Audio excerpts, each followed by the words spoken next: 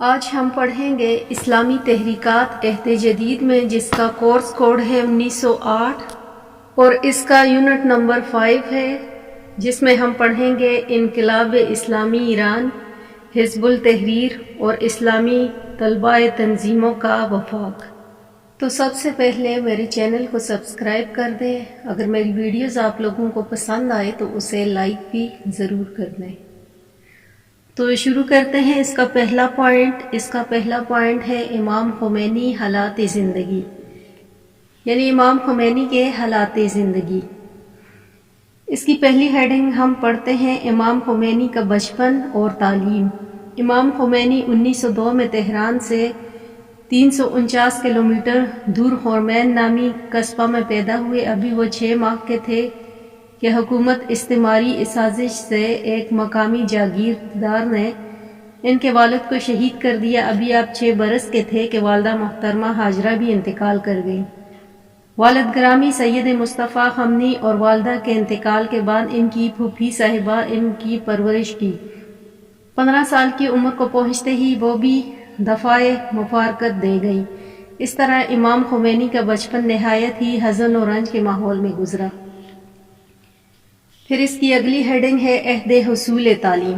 19 سال تک امام خمینی نے اپنے قصبہ خمین میں تعلیم حاصل کی۔ یہاں ابتدائی طور پر انہوں نے عربی زبان، منطق، اصول اور فقہ کی تعلیم حاصل کی۔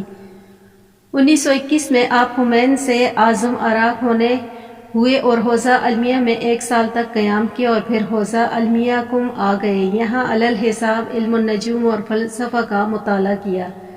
ادبیات، فلسفہ، فقہ اور تصوف اور عرفان آپ کے پسندیدہ مضامین اور موضوعات تھے۔ تقریباً 6 سال تک آپ نے آیت اللہ آقا محمد مرزا محمد علی شاہ آبادی کے سامنے ذان و تلمن طے کیا اور علم و عرفان کے گوہر ہائے ابدار سمیٹے۔ 1929 میں جب آپ کی عمر صرف 27 سال کی تھی، آپ نے پڑھانا شروع کر دیا۔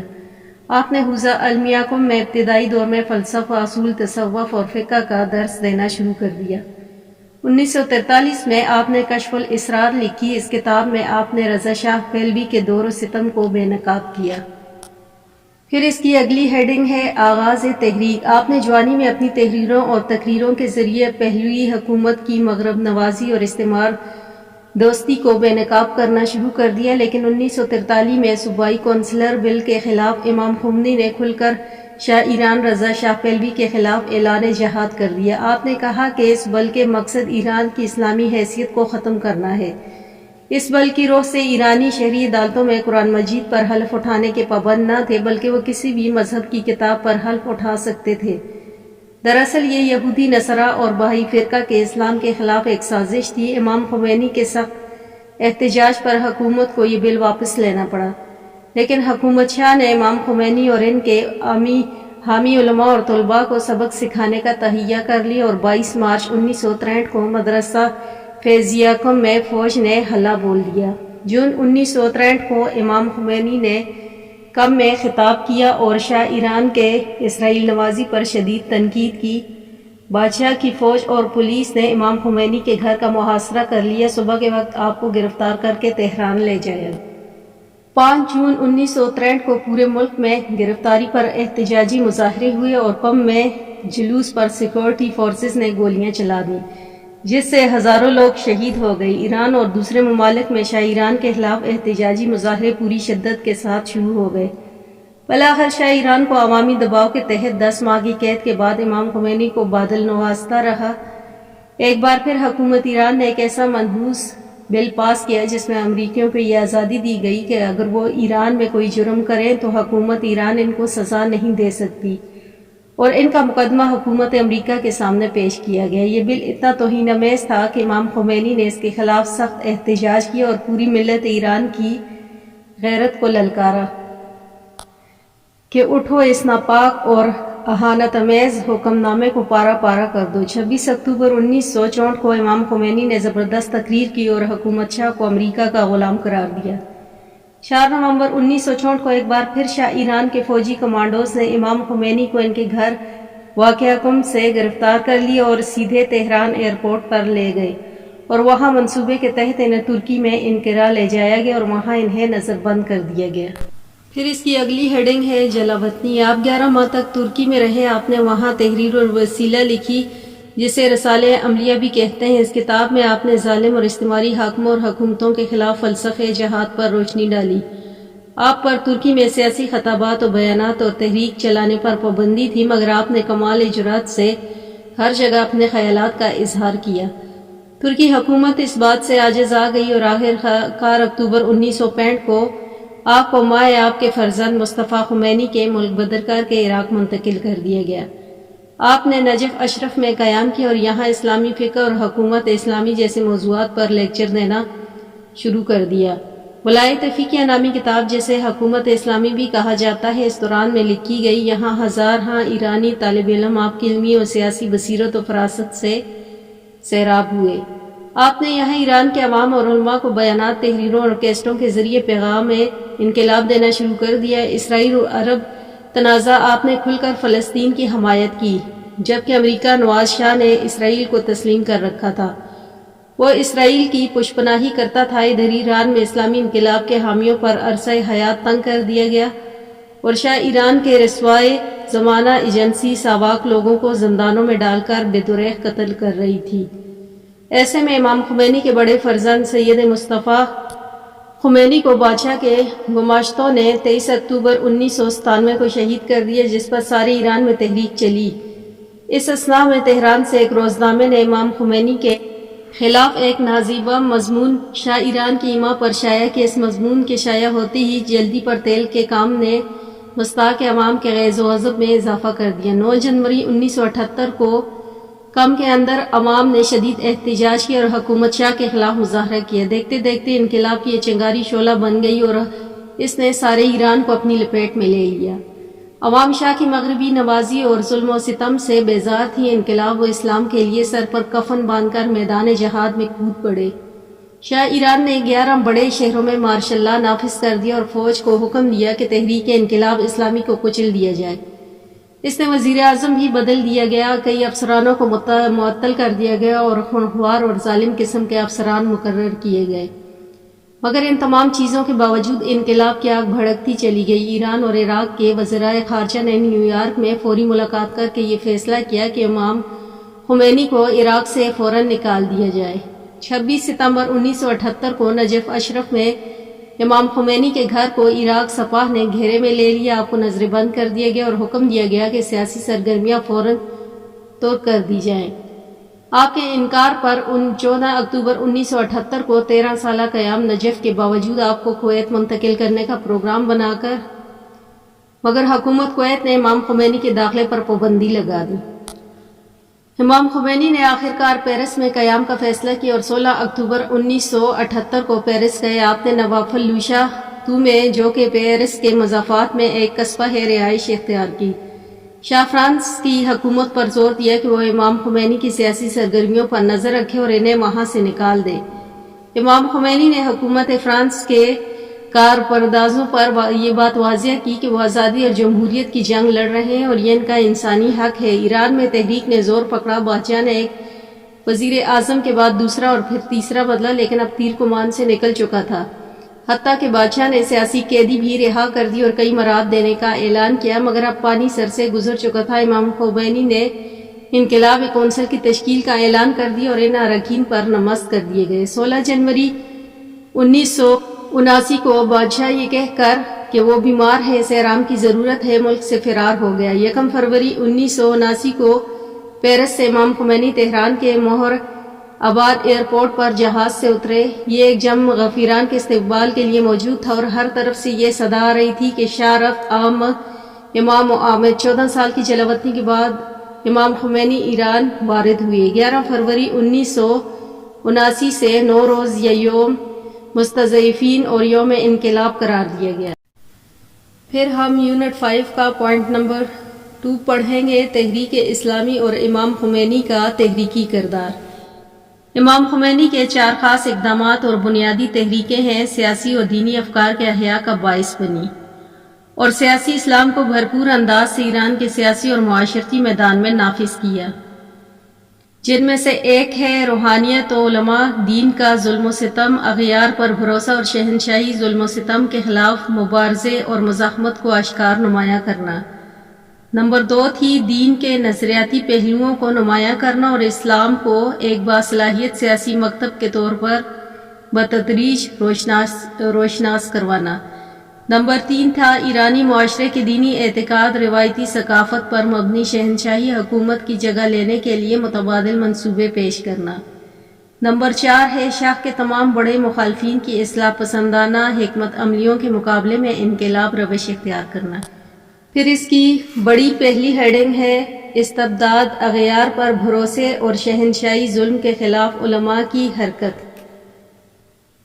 امام خمینی 1962 سے 63 کے سالوں میں حکومت کے خلاف واضح اور ٹھوس موقف اختیار کرتے ہوئے عام پبلک میں حکومت پر براہ راست تنقید کی۔ یہ چیزیں گزشتہ چند صدیوں کے اندر علماء دین کی طرف سے حکومت کے خلاف پہلا اشکار برملا ٹکراؤ تھا۔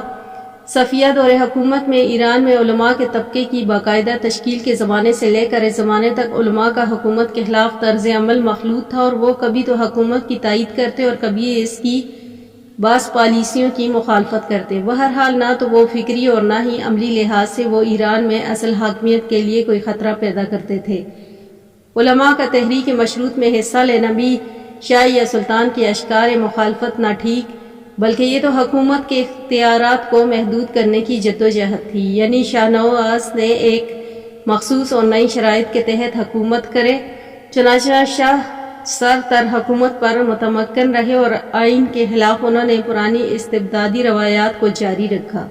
1951 سے 53 میں تیل قومیائی جانے کی تحریک کا حقیقی ہدف بھی مسلمانوں کی تقدیر کے فیصلوں پر سے غیر طاقتوں کے تسلط کو ختم کرنا تھا، نہ کہ نظام شاہی کو بساط الٹنا۔ چنانچہ شہنشاہی نظام کو کھلم کھلا مخالفت نہ کی، بلکہ انگریزوں اور ان کی طرف سے ایرانی سیاست و معیشت کا استحصال اصل ہدف تھا۔ اس طرح سے جون 1963 تک تقریباً ایک صدی علماء مذہب اور مذہبی طاقتوں کا ایران کے سیاسی معاشرتی میدان میں بطور واضح اور ٹھوس کردار رہا، لیکن کبھی بھی منظم شکل اختیار نہ کی اور نہ ہی ایران کے سیاسی نظام میں بنیادی تبدیلیوں کے لیے میدان میں نکلے۔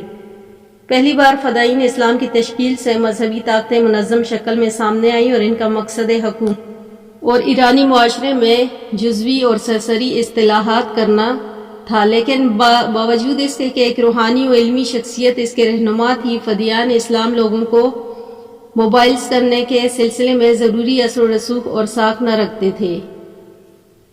1953 کی فوجی بغاوت اور مذکورہ تنظیم کی باقیات کی سرکوبی کے بعد مذہبی طاقتوں کی جدوجہد کے لیے واحد کھلا راستہ بھی جلد بند ہو گیا، یہاں تک کہ اس واقعے کے ایک عشرے کے بعد کم کے ایک نسبتاً کم مشہور لیکن باہمت مرجع کی تقریر کے بعد مذہبی طاقتوں کو جدوجہد کا نیا سلسلہ شروع ہو گیا۔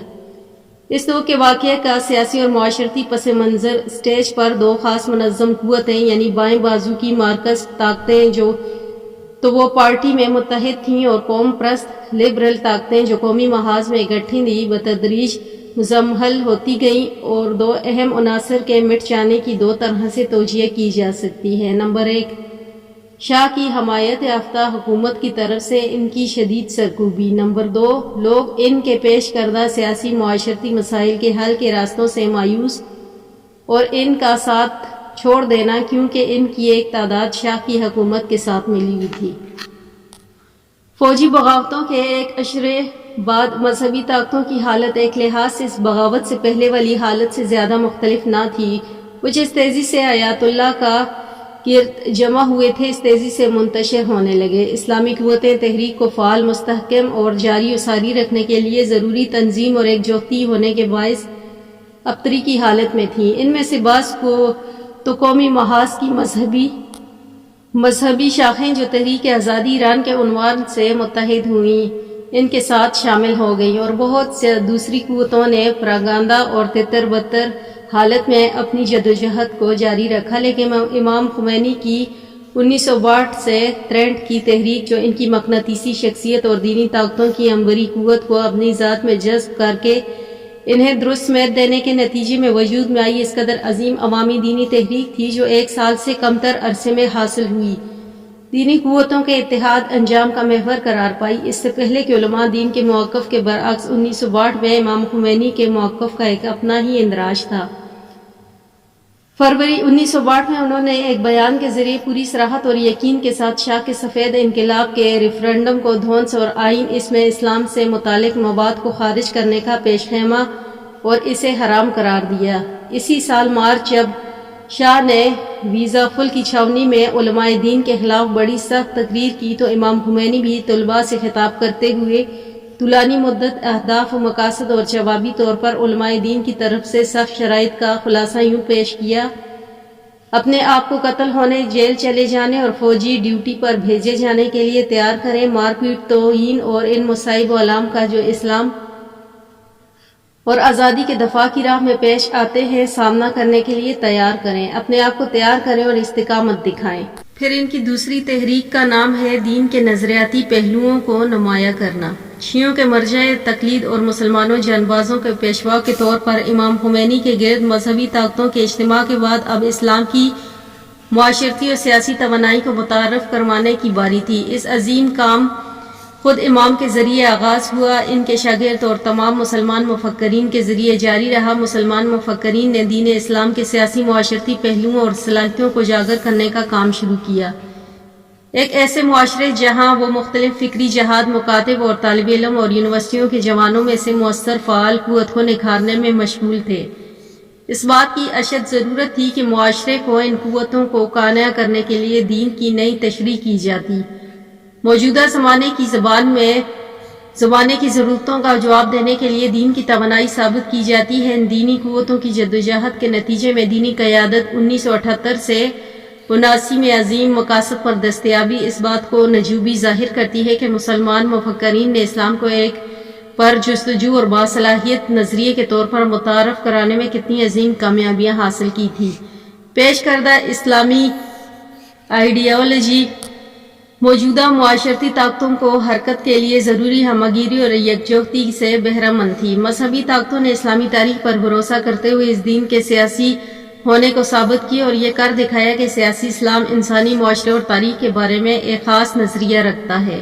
اس نظریے میں ایک مسلمان انسان نہ صرف اپنے ذمہ دار بلکہ اپنے معاشرے کا بھی ذمہ دار ہوتا ہے۔ اس کے نتیجے میں مسلمان انسان اپنے معاشرے اور اسلام عامہ کی تقدیر کے سلسلے میں خاموش اور بے پرواہ نہیں رہ سکتا۔ مسلمان انسان کو یا تو حسینی ہونا چاہیے ورنہ وہ یزیدی ہوگا۔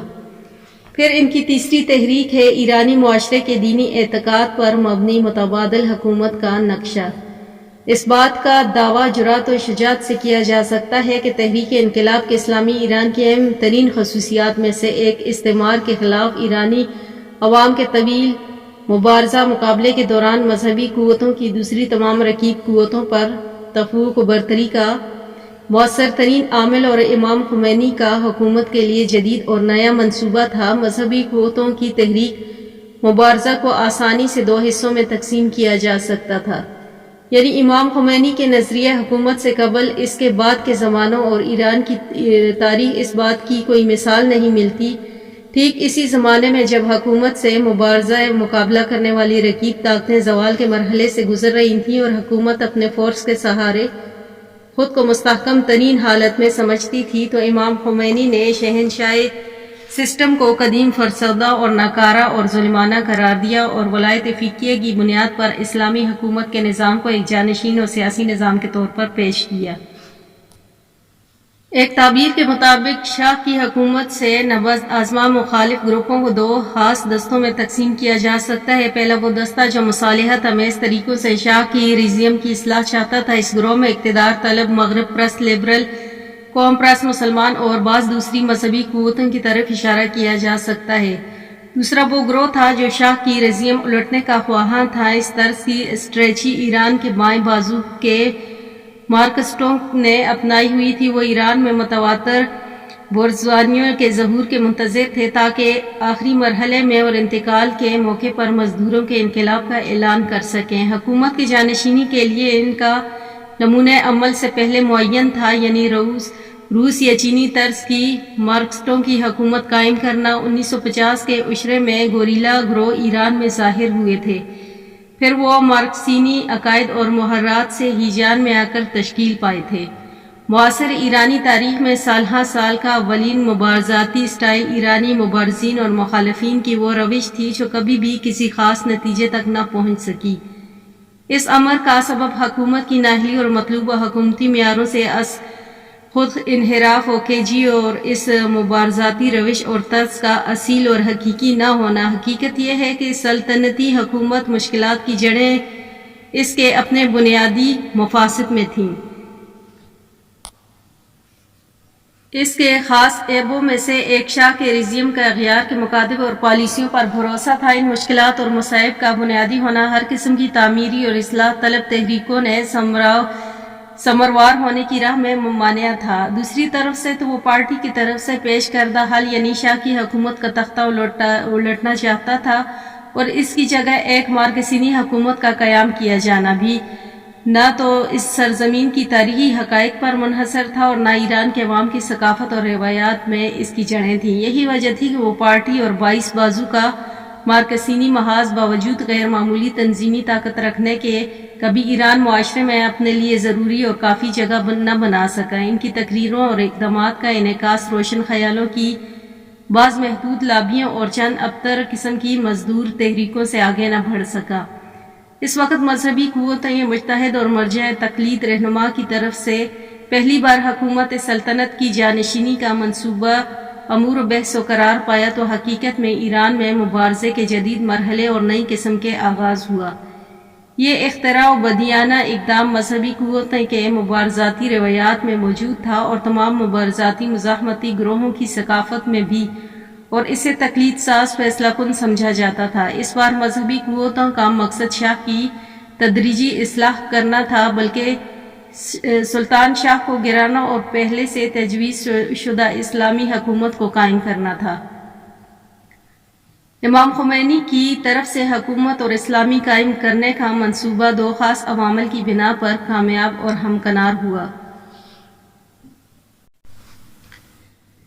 پہلے ایران کے عوام کے مبارزات کا کمال کی اس منزل پر پہنچنا جہاں تمام اصلاح پسندانہ اور مصالحت امیز راہیں پہلے سے کہیں زیادہ اور غلط اور بے سود محسوس ہوئیں۔ دوسری، امام خمینی کی اسلامی حکومت کے منصوبے کا ایران کی قومی ثقافت پر مبنی ہونا جس نے اس کی کامیابی، مقبولیت اور ہر دل عزیزی کو دو چند کر دیا تھا۔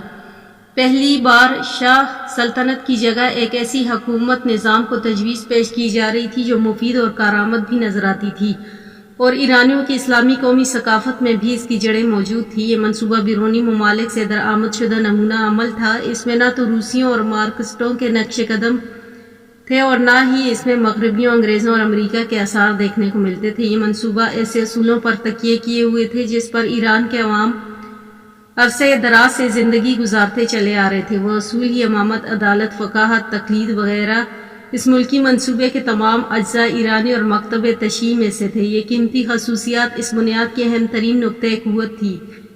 ایرانی کئی سالوں سے اعلیٰ تعلیم کی ترقی کے نتیجے میں آگاہی و شعور کی پختگی اور علمی استعداد میں اضافہ ہونے کے سبب اغیار کے ثقافتی تسلط کی وجہ سے زندگی گزارنے کی قوت برداشت کھو رہے تھے۔ خودی کی تلاش و جستجو کی اوج ایران کی عظمت رفتہ کو دوبارہ حاصل کرنے، خیبت خواری اور اغیار سے وابستگی سے نجات حاصل کرنے کے لیے عوام اور ایرانی مفکرین سے ولایت فقیہ کی حکومت نظام کو اپنے سامنے دیکھ کر اسے بڑی آسانی سے قبول کر لیا۔ شاہ ایران کے تمام بڑے مخالفین کی اصلاح پسندانہ حکمت عملیوں کے مقابلے میں انقلابی راہ اختیار کرنا اور ایک فیصلے کا عنصر جس نے تحریک کے آخر میں امام خمینی کی رہبری کو مستحکم و مضبوط ثابت کیا اور تمام مخالف سیاسی رہنماؤں کو ان کی پیروی پر مجبور کیا، وہ یہ ہے کہ انہوں نے ایک بے چون چرا انقلابی سیاست کی راہ اپنا لی۔